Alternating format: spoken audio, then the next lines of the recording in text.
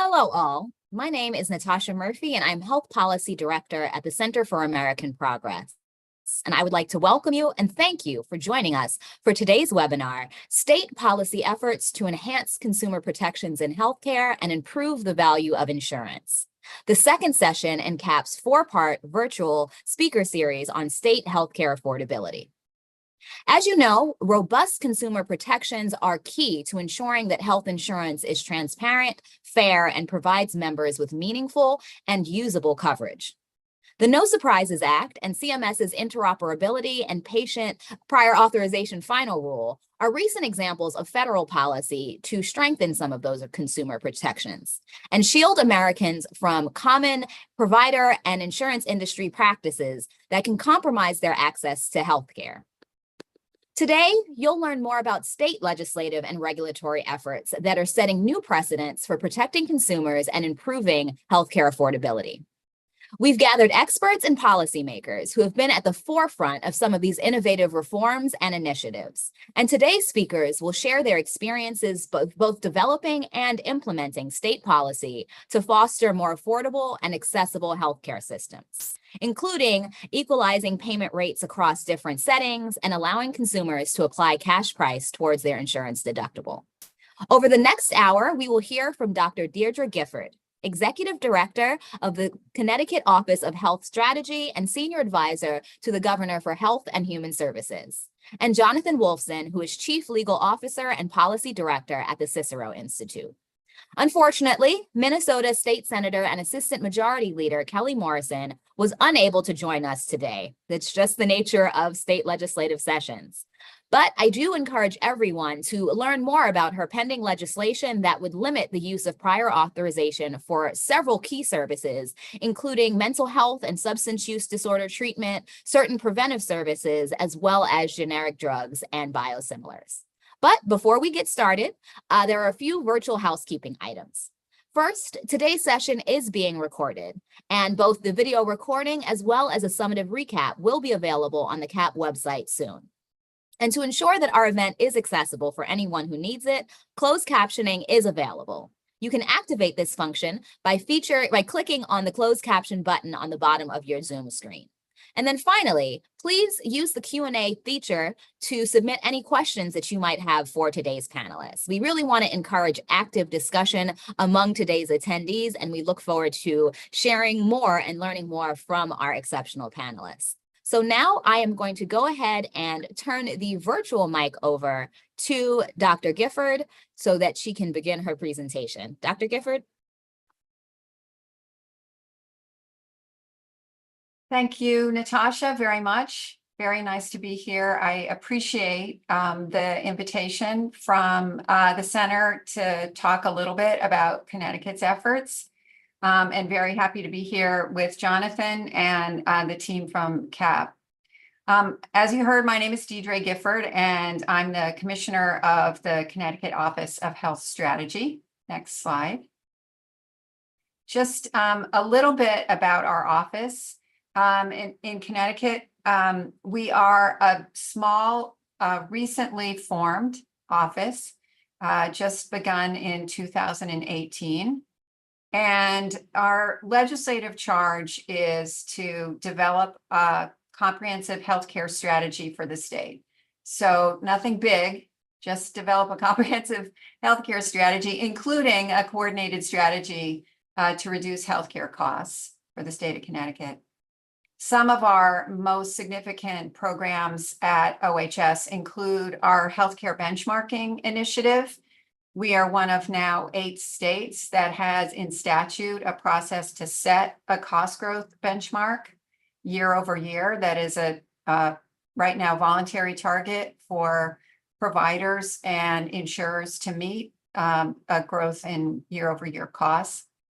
We also have a primary care spending target as part of that statute, and we're aiming to get up to 10% of total healthcare spend in primary care. And then we have a set of quality benchmarks, and we just released our first quality report this week to keep an eye on quality as we monitor costs as well. Also in our office, we have certificate of need and market oversight. So we review transfers of ownership of hospitals, hospital acquisitions, new equipment, new facilities, et cetera.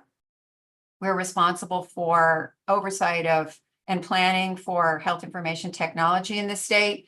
And then we receive a lot of data from healthcare providers and are responsible for producing a lot of the reporting on health systems in the state. So that's a little bit about the Office of Health Strategy. The team at CAP asked me to talk about the work that Connecticut has done on trying to limit facility fees. I want to just set the stage by saying that Connecticut is a high income state, relatively speaking. We are among the states with the highest median income. We also, thankfully, have very high insurance coverage. We have a low percentage of our Connecticut state residents who are uninsured. We were one of the first states to expand Medicaid even before the ACA. We tend to have a generous Medicaid eligibility requirements. We have a very active state-based marketplace. And so we don't have as many residents that are uninsured, thankfully. With all of that said, a 2022 survey in Connecticut showed that 46% of our residents reported going without or delaying care due to cost. So healthcare costs are a real salient issue in Connecticut, just like they are in every state across the country, despite the fact that our environment and context is pretty favorable. So there has been work, and much of it predates my tenure here at the office on facility fees, and had strong legislative champions.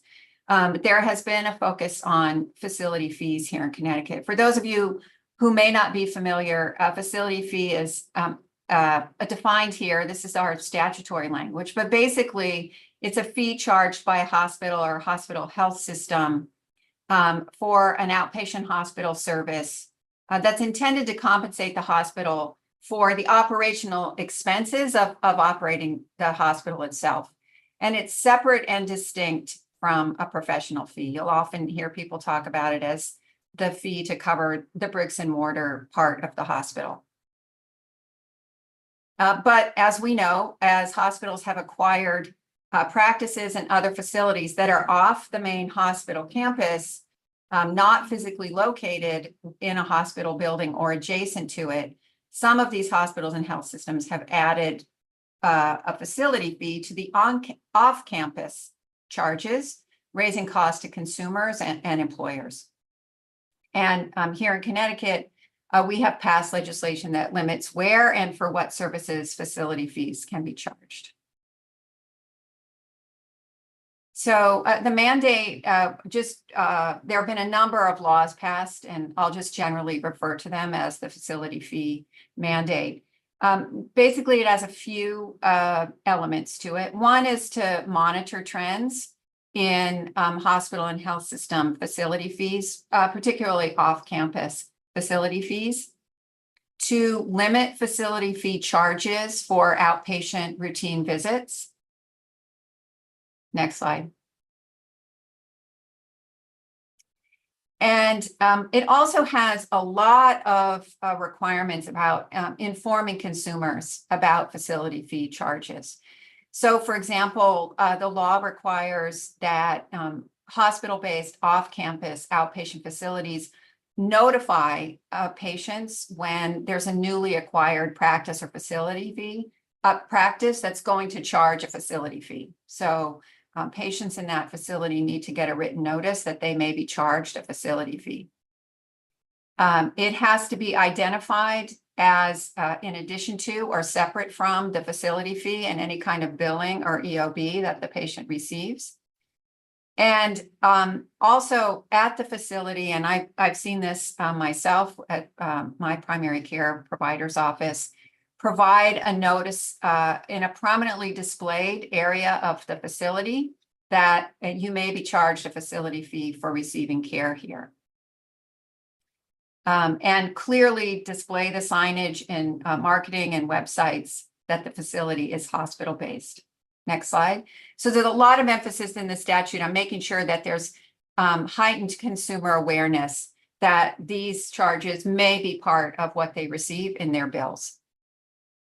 So that's the consumer awareness and education piece of our statutes. Next is some limitations on when a facility fee can be charged. And these prohibitions pertain to commercial insurance. So Medicare and Medicaid are explicitly excluded in the law. But the statute prohibits charging a facility fee for outpatient off-campus services for E&M evaluation and management or assessment and management services. So that is a typical office visit with a provider for a checkup or a sick visit.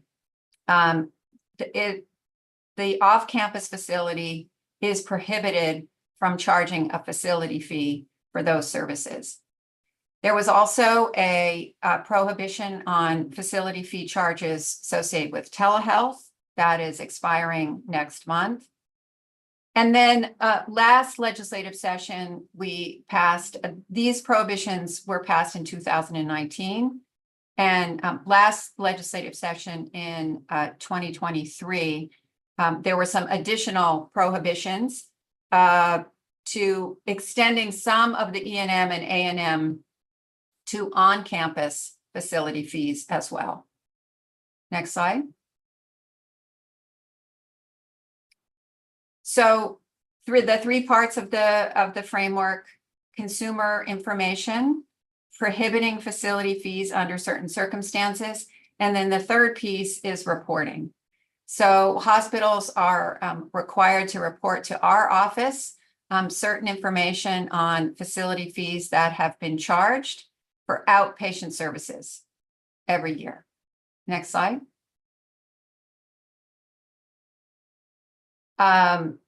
These are just the statutory references in case anybody is interested in looking at the actual legislative language. Next slide. So this is just to round out a little bit the information that's reported to us. As I mentioned, the original legislation was passed in 2019.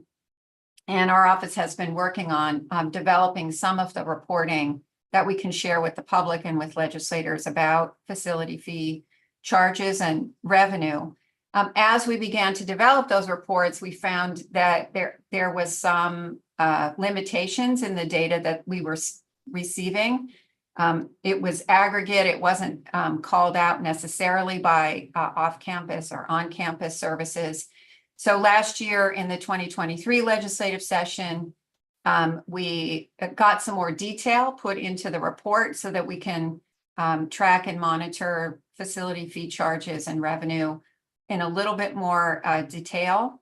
And then, as I mentioned, we extended the prohibition on charges to some on-campus E&M and A&M codes with some exceptions as well. Next slide.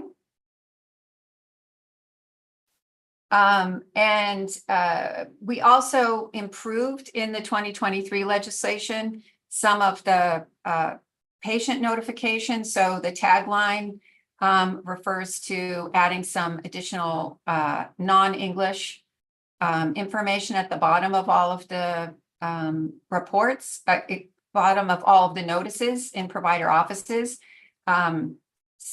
We have taglines in multiple different commonly spoken languages in Connecticut so that people who for whom English is not their preferred language, they can find out where to get the information about facility fees.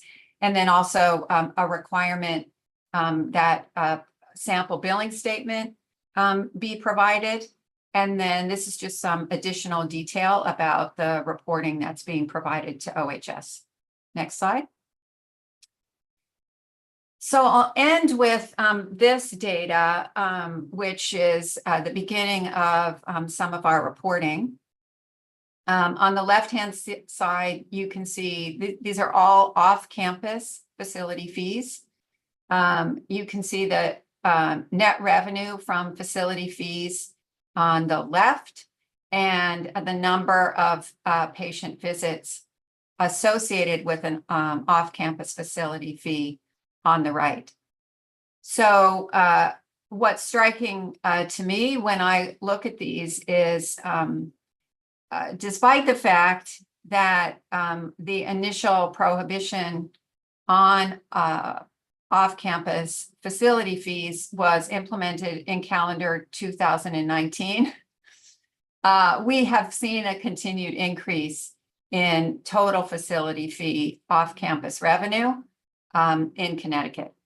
And a less dramatic but still striking increase in the number of patient visits off campus that are associated with a facility fee. So this July, my office will be producing the enhanced report based on some of the 2023 statutory changes. Well, we'll be able to examine these trends and break them out a little bit more. But so far, we don't know what this trend would have looked like had the law in 2019 not been passed. But we certainly have not seen a decline in off-campus facility fees based on these efforts. So I will stop there. Again, it's a pleasure to be here. I look forward to hearing your questions and discussing this issue further. Thank you so much for joining us, Dr. Gifford, but also providing us with that overview of Connecticut's facility fee legislation. You know, the state's three-pronged approach around consumer awareness and patient notification, the prohibitions in certain circumstances, and the data reporting really represents a quite holistic approach. And I also appreciate the iterative approach that was taken, you know, building on that original 2019 legislation. Finally, certainly we'll be on the lookout for the enhanced report in July.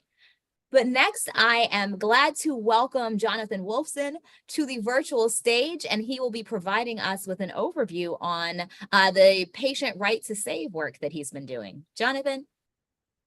Thanks, Natasha, and thanks to the Center for inviting me. It's a pleasure to be here.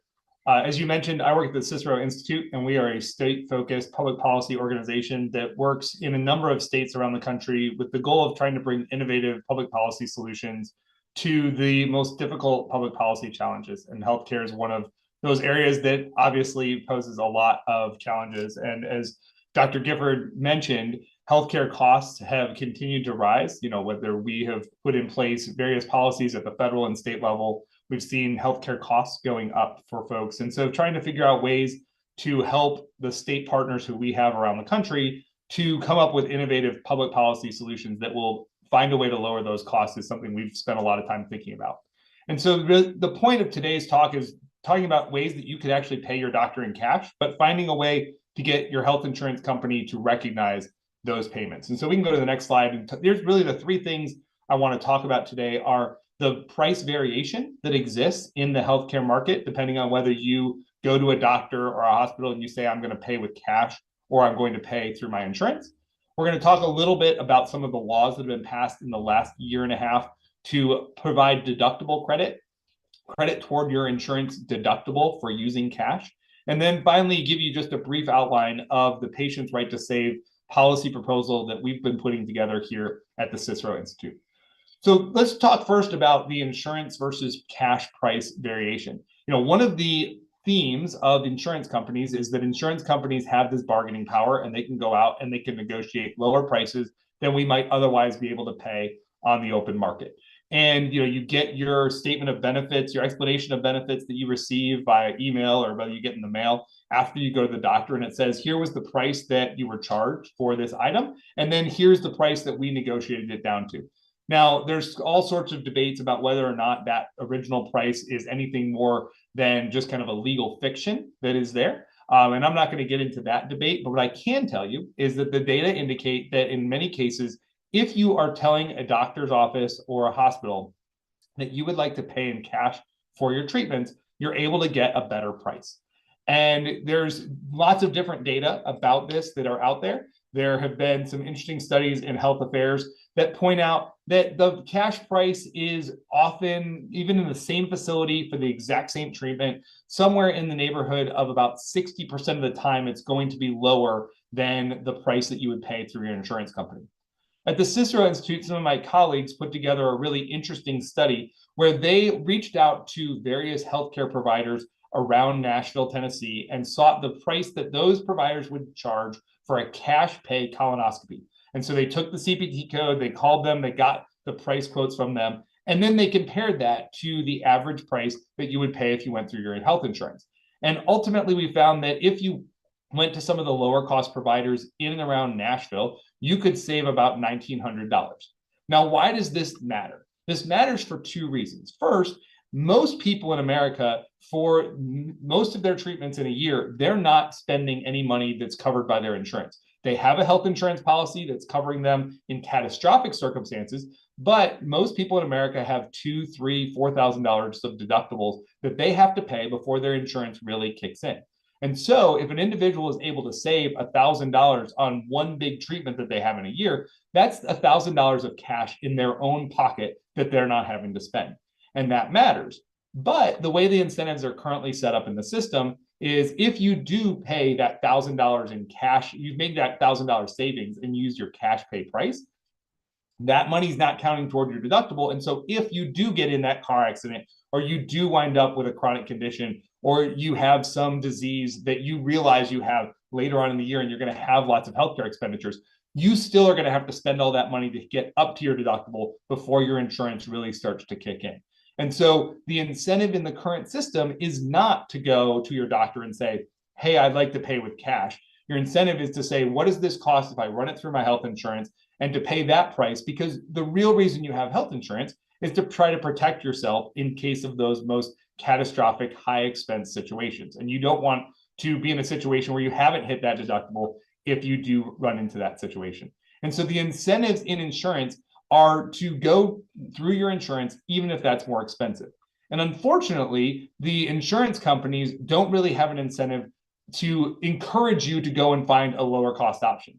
The insurance companies make more money when you spend more money. And that's in part because the federal law says that their profits are capped at about 15% of their total revenues, meaning that as they get more revenue, i.e., as they spend more money on healthcare treatments, they can increase their profits. Because if they spend $1 million, then their profits are limited to $150,000. But if they spend $1 billion, then they can get $150 million in profits. And so the more that they spend, as long as they're able to continue to keep you paying your premiums, then they're able to make more money as a result. And so the incentives for both the patient and for the health insurance company are for the prices to go up. And obviously, if you're a hospital, if you're a provider, in fact, kind of as Dr. Gifford was pointing out, the facilities have an incentive to increase their costs as long as they know that those costs can be paid. And so the incentives are not right for people to go through this process. Natasha, if you want to just go quick to the next slide, just so we can show folks, this is that image just showing the price variation inside of Nashville, where you could see that these prices are the prices that you would pay if you decided to pay for cash, but that the average price was about $2,100. And so you had some opportunity for some real cash savings. So what have some states done? So let's talk for a minute about two states, Tennessee and Texas, that in 2023 passed legislation to address part of this issue, and it is specific to the deductible issue. So both Tennessee and Texas, Tennessee in HB 1312 and Texas in HB 2002, put laws in place that explicitly say that an individual who finds a lower cost healthcare treatment for a covered treatment that is a lower cost than the average negotiated rate from their health insurance company, and they pay with cash, are able to turn those receipts into their health insurance company, and those health insurance companies have to count that spending the individual did toward their deductible.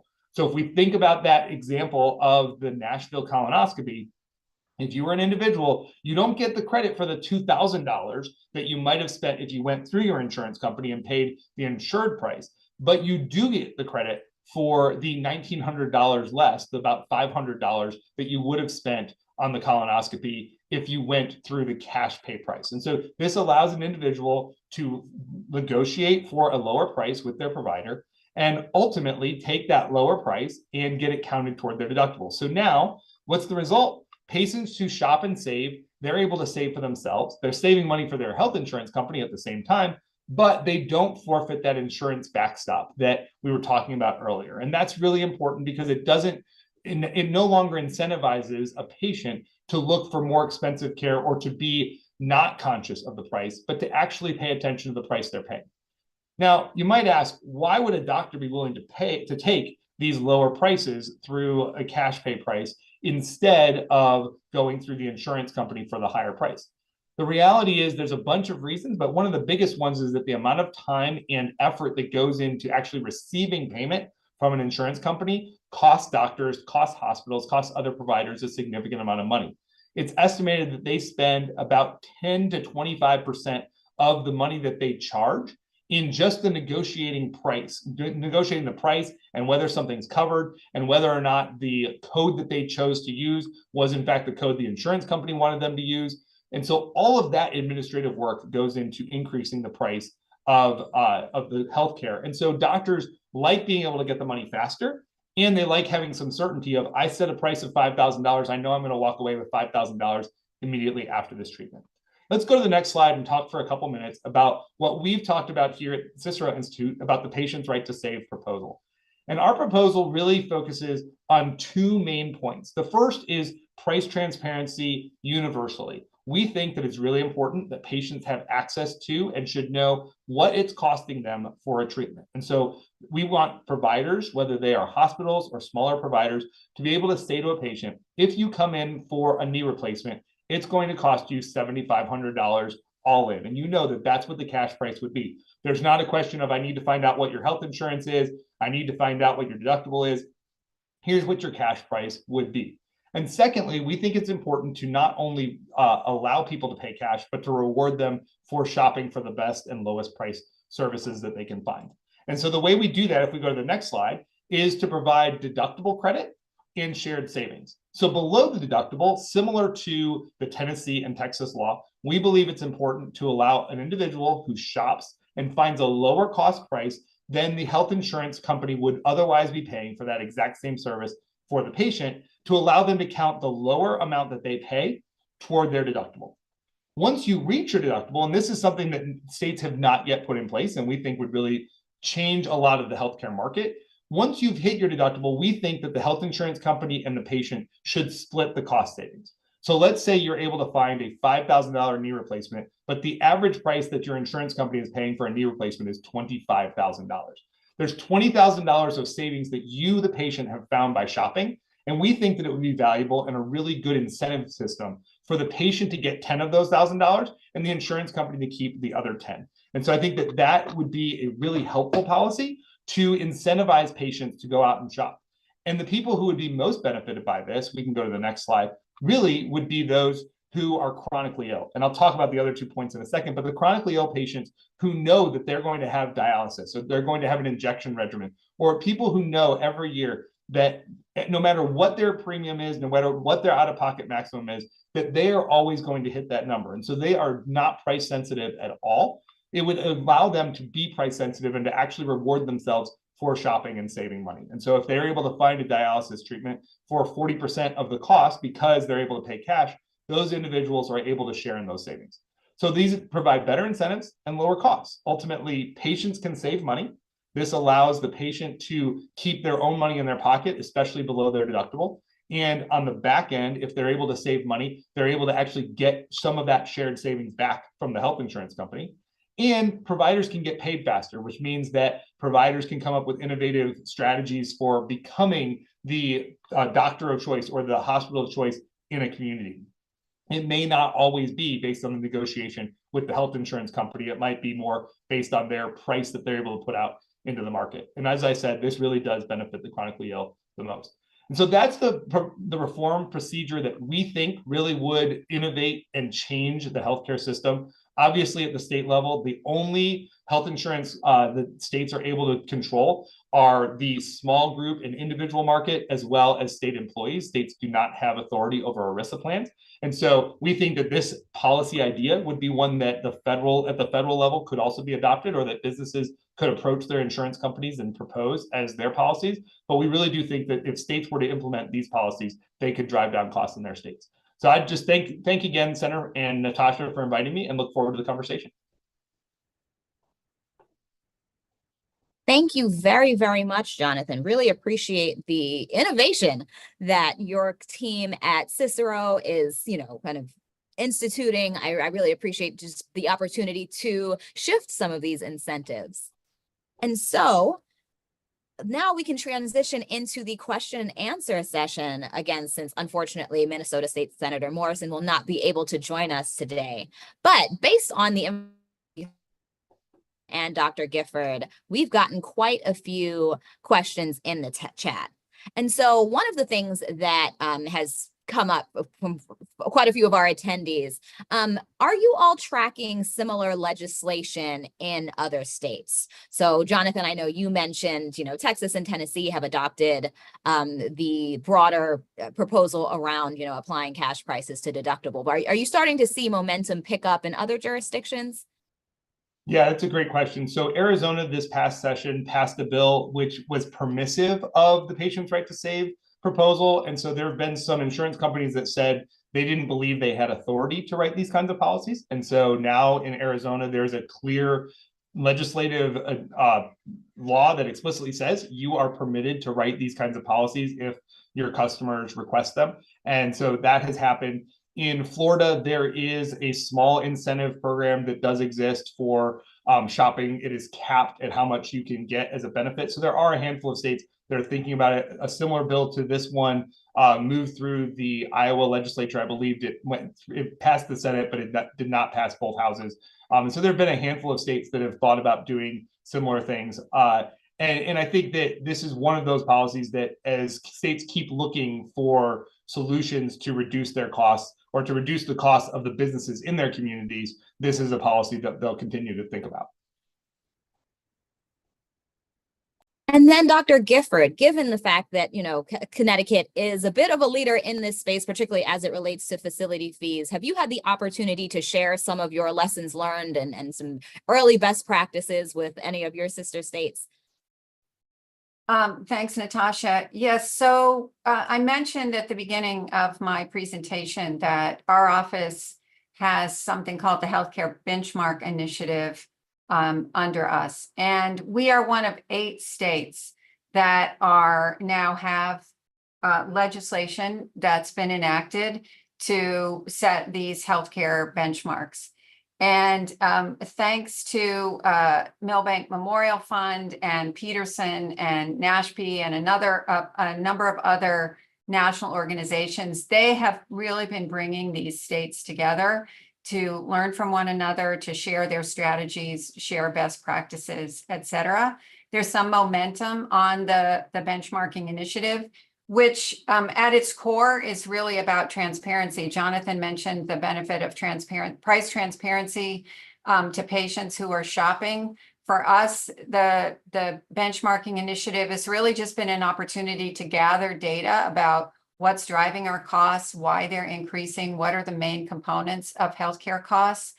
And so being part of this movement across the country, which is gaining momentum, I think is really helping us to continue to expand the way that we're able to shine a light on our affordability challenges and what's driving our healthcare cost increases. Thank you, Dr. Gifford. And I think a slight follow-up question to that is, and you shared some of the metrics, but how would you recommend, or how is Connecticut really kind of measuring the effectiveness of some of the consumer protection policies? So I'm thinking about particularly some of the notification requirements. How do states understand that, this is actually having an impact on residents? It's funny you should ask that question because I was just at a panel with 2 other states earlier this week, and we were talking about our work focusing on healthcare cost growth and what really matters is how people feel this in their pocketbooks and in their day-to-day expenses. So, as I mentioned, what really keeps us motivated in a lot of ways here at the office is that the understanding that so many of our fellow residents in Connecticut are having trouble affording their healthcare. And so we have been focused on measuring what's in our all-payer claims database, what we're seeing our insurance companies report to us in terms of cost growth. But we need to expand that work to really also see if we are successful in bringing down our cost trends, are we also being successful in bringing down premiums and out-of-pocket costs? Because they don't necessarily follow one from another. We would think that there, as price growth modulates, we would see declines in premium and out-of-pocket costs, but we have to make sure that we close that, we make that link. And that's something that, those of us states that are working on these issues are really talking about, how to close that gap. Thanks, Dr. Gifford. Yes, you really kind of tied all of that together, recognizing that to really address and advance affordability, it is going to take addressing those upstream drivers of cost, but also making sure that there's some type of intervention when folks are actually trying to seek and access healthcare services. Another question that we have received from our audience today, and I'll let you take this one, Jonathan. It's actually, a bit of a critique or, a possible concern around cash pay pricing. Concerns around, for individuals who are cash strapped or, do not have the upfront resources to possibly pay out of pocket, right then and there, is this an intervention that is going to have kind of a truly equitable impact, or does it favor folks who are a little bit higher income or might have more, available resources at hand? Yeah, that's a great question. And it's one that we've thought a lot about. And I think that one of the things, and I didn't go into detail on it here, that we think would probably happen if you were to implement this around states is that you would see third parties step up and say, hey, we will play the role of intermediary here. We will pay the provider on the front end. We will process the paperwork with your insurance company. We'll receive the refund back from the insurance company, that cost savings, and then we will take some portion of that fee, similar to the way H&R Block and some of the tax providers will do the same thing for folks who have an EITC. They don't charge them when they come and get their taxes done at H&R Block. They say, we're going to take a portion of your refund that you get back as our payment. And that's the way that process works. And I think especially for the low-income person who has a chronic condition, it would not be hard to imagine a community organization, a church, other groups getting together, even those disease organizations saying, hey, we are the Kidney Disease Foundation in Connecticut, in Virginia, in wherever, and we're going to help you go through this process. We're going to help you find the lower cost providers. We're going to help using benefactors to put that money on the front end and then allow you to get those payments back. Also, I think it's important to know that this would not be mandatory. This would be mandatory on the insurance companies to offer policies that allow patients to do it, but nothing about this would be mandatory on the patient. So I can imagine there's a lot of patients who would say, you know what, I'm just going to go to the hospital I've always gone to the doctor's office I've always gone to. I'm not going to do any shopping. And that's totally fine. Nothing would have to change for that person. What probably would change is that their premiums might start coming down over time, or at least not rising as quickly, because other people in their risk pool are shopping and saving money, and that's saving the health insurance company money. Thanks for that insight, Jonathan. I feel like it's rare that you get to hear about best practices from, kind of the IRS and tax example. So interesting to see that parallel. And I have a slightly related question, again, kind of looking at a potential patient burden as it relates to some of the options you presented, Jonathan. There's a question around, this kind of requires patients and consumers oftentimes when they're in, a moment of crisis or they're not feeling their best to do a bit of research. And so what are some of the best practices or areas for consumers to find alternate pricing information? And then also, is there any insight or ways to kind of reduce some of the patient burden in this process? Yeah, so I think that price transparency is a really important piece of this. And, all of the data indicate that lots of people never pay attention to prices, and that's okay. But if you want to, those prices should be made easily available to you. It is under federal regulation. It's a regulation that was put in place in the last administration. I had a chance to help work on it. It's a bill that passed with high levels of support in Congress. It was passed. It was signed by President Obama. President Trump put out a piece of regulation. That regulation is still in place. It's being implemented by the current administration on price transparency and the requirement that hospitals publish cash pay prices. And, there's a lot of debate about how many of them are doing it and whether they're doing it as fulsomely as they ought to do. But it should be easy. And I'm not saying it is, but it ought to be easy for a patient to be able to say, I just left my doctor's office and they said that I need to go get a mammogram. What would that cost me at this facility versus this other facility down the road? And the crazy thing is, sometimes the data are not only what would be the price difference at my facility that I'm currently in versus the one down the road. It's if I were to tell the hospital that I'm in, I want to pay cash here in this facility, the price may vary significantly. Some of the interesting research coming out of Johns Hopkins is that there are people who have one health insurance policy, they're inside of one facility, and literally the difference of saying, I want to pay cash versus I want to pay for this through my insurance is tens of thousands of dollars of difference in price. And that doesn't seem reasonable for an individual to not be able to at least have access to that information. Maybe they'll still decide because they're cash strapped, there's not good options for paying for it with cash, that they're still going to go through their insurance. But if people knew that they had a way to save that much money and that information was out there, I think that you'd see a lot of entities start stepping up and saying, we'll help you pay that much lower price. It also, you think about all those times that we have friends who end up with a chronic condition and we do those drives where we're all raising money, doing garage sales and lemonade stands and trying to help them. How sad would it be that those dollars end up getting spent 10x on a treatment that they could have paid cash for with those cash resources that have been raised for them? Thank you.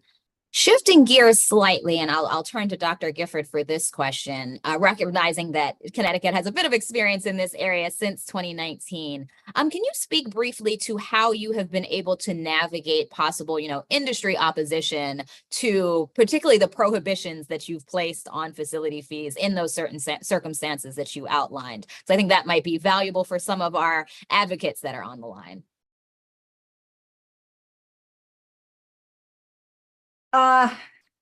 It's a very important question, and it's important that we in the policy sphere listen to, understand, and appreciate lots of different viewpoints on these issues of affordability. And getting legislation passed requires that kind of lens onto all of these issues. There are strong feelings and strong opinions all around these issues of affordability. And obviously we're talking about industries with that are important to their communities, that employ a lot of people, that in many cases, people have very strong ties to for a variety of reasons. But we, as I mentioned, we really try to remain grounded in the experience of consumers who are struggling to afford their healthcare. And I think that's a very unifying and relatable approach to these types of issues. Because, for example, as part of our healthcare benchmarking initiative, every year we hold a hearing.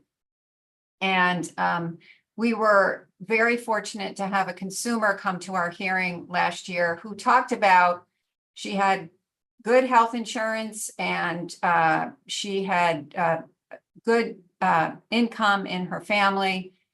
And she went to the pharmacy counter. She had a serious illness that cropped up in her 50s. She went to the pharmacy counter to get a drug that she needed to live, and got a bill of thousands of dollars that was unanticipated and which she couldn't afford. And hearing a story like that, I think is how we have thought about approaching these issues in the face of lots of opposition. It's to really bring it back down to the experience of our residents that we know are struggling to meet their basic needs many times because they are struggling with their healthcare costs. So I would say, Natasha, it's listening to the concerns of the impacted industries, trying to craft solutions that, take a middle path, but keeping the conversation grounded in the experience of the residents who are really struggling to afford their healthcare. Thanks, Dr. Gifford. Yes, I agree that centering the consumer and their affordability challenges is truly pivotal in ensuring that, this issue and this topic is resonating with policymakers and decision makers. And we, again, have such a robust conversation going on in the Q&A. So the next one I will send over to you, Jonathan. And it's actually a question about, kind of some of the market dynamics, particularly as they relate to rural areas. So, in rural areas, the choice of different providers is often limited. How does the cash idea help those who might live in more rural communities? Yeah, so the cash idea is obviously easiest to understand in a place where you have a robust market and there's lots and lots of providers. That's why we did the Nashville example. But I think there's two places that it works for someone in a rural area. First, as I mentioned before, in the same facility, often saying, I want to pay cash can result in a significant cost savings. And so if that's there, that person doesn't have to go to any facility different than the one they were already going to, and they might have a savings. In addition, and this is for especially people who are looking at elective treatments, right? So if you have a knee replacement or something, this is not going to be a policy you would do for an emergency, right? In an emergency situation, you need to go to the place that's closest, just like when you call your pharmacy or your doctor, like, this is an emergency, call 911. We're not talking about trying to get people to shop for their emergency situations. We're talking about when your kid breaks her leg playing soccer, and you're deciding, do I go to the orthopedist that specializes in doing bone breaks that might have a cost of 40% of the hospital, or do I go to the ER? And those decisions you even would have in a rural area. But in a lot of cases, if it is something like a knee replacement, you're not making that decision based on, hey, what's the place that's right down the street that I need to go to? Even in a rural area, you might be able to say, hey, it's worth it for me to go a little further away to get this treatment if it's going to save me significant money. There's some companies out there that have worked with some large corporations that have worked with their employees when they have a particular condition that they need treatment for, and they've found some cash pay facilities, and they have said to those employees, you have two options. You can stay in your local community, we'll pay for your surgery there, or we can all save money. We will fly you first class to fill in the blank city. We'll put you up in the nicest hotel in town. We'll pay for all your meals, all your recovery in that town, and we'll pay for the surgery at this place that's going to be significantly lower cost. And so I think those are all options that can be on the table, even for someone in a rural area, recognizing that ultimately there are some things that they're going to choose to do in their local hospital, in their local caregiver's facility. But that's okay, because in reality, we don't need everyone in America to shop for every single thing. What we need is more people to have an incentive to shop, because that's the best way to bring those costs down. And I'll just say, kind of to Dr. Gifford's point a moment ago, thinking about the consumers, one of the conversations we have all of the time with business owners is the business owner says, I want to provide health insurance to my employees, but every single year, the insurance broker walks into my office and they say it's going to be a 15-20% increase in cost. And so they're choosing to either give their employees a raise that year or to pay the health insurance premium. And so those employers are the ones who we're trying to find a solution to help that not be a 15-20%, make it a 2 or 3 percentage point increase, so that they can give the employee the health insurance that they truly believe they want to provide to their employees, because they want to be a good boss to their employee, but simultaneously are also able to give them the raise and the other benefits that they think their employees want. Thanks, Jonathan. That clarity was helpful, and I appreciate kind of you bringing up the relationship between some of these proposals and the employer-sponsored insurance market. At the top of the call, we were kind of chatting about some of the differences between state and federal policy, and I wanted to discuss kind of the relationship between the two, particularly given the fact that, so much state policy is enabled by federal activity or sometimes inactivity. And so, how do you think federal healthcare policies complement or complicate some of the state efforts that you both described?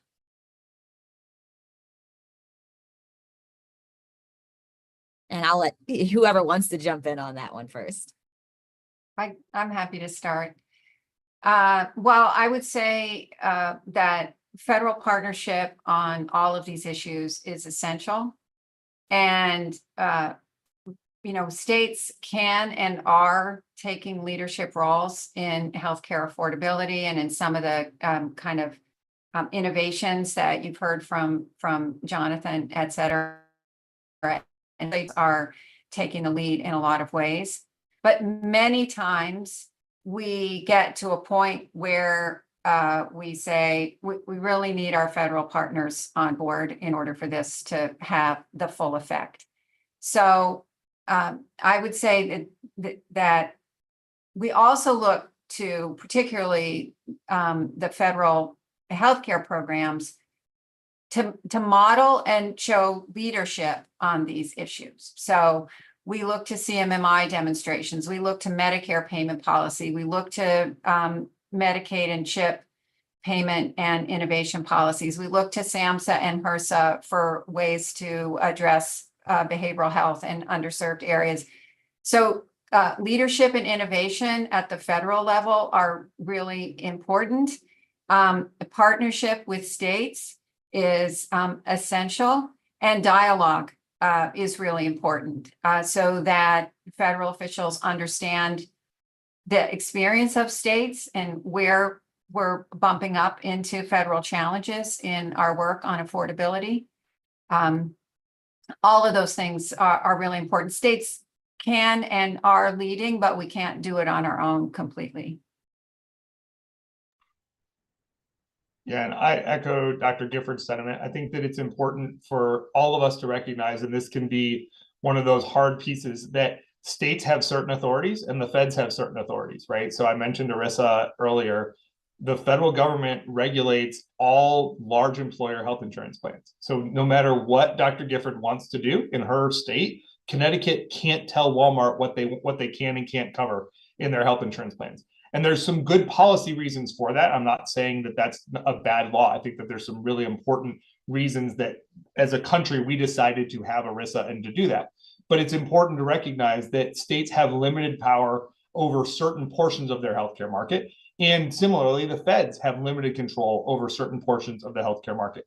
And so, I think that's an important thing to remember. And I think to Dr. Gifford's other point is it is a partnership. And so, federal price transparency is a federal law. It's federal law on the books, but that is vital to so many things that the states want to be able to do. And so the federal government taking vigorous enforcement action if hospitals are not following that law to make sure that that price transparency does exist so that patients can know the price. And that matters for people who are on Medicaid in states because that's a state budget line item. That matters for state employees who are covered, matters for state retirees, and it matters for all of the individuals who are on state regulated plans through their small employers and individual market. Thank you so much, Jonathan, for those additions. So as we wrap up today's session, Dr. Gifford, Jonathan, I want to really, really thank you for sharing your experiences, your insights on how states across the country really are, implementing policy and exploring different policy ideas to improve affordability for their residents. As you both noted, it is a primary challenge for millions of Americans, both with and without insurance. And so I continue to look forward to the innovation that's coming out of various states across the nation. I did want to flag for all of our attendees to go ahead and save the date for our next session in the affordability series. And that is going to be scheduled for Thursday, June 20th from 1 to 2 p.m. Eastern. And that session is going to be focused on state policy efforts to lower the cost of prescription drugs. So another area in which affordability continues to be a challenge for many residents, but also an immense area of opportunity. So I look forward to seeing you all on the 20th. And again, thank you for joining us for today's session.